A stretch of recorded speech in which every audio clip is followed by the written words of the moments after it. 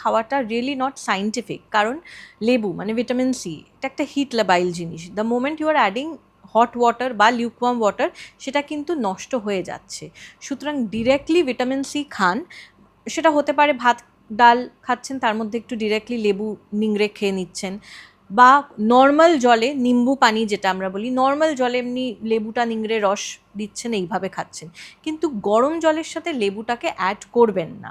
Second হচ্ছে যেটা বললেন জিরে ভেজানো, মৌরি, মেথি, জোয়ান, এরকম অনেক ভেজানো জল আছে।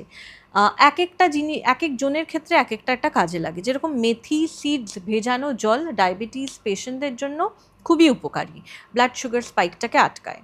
জিরে জোয়ান ভেজানো জল এটা ওয়েট লসেও হেল্প করে, হজমেও কিন্তু হেল্প করে।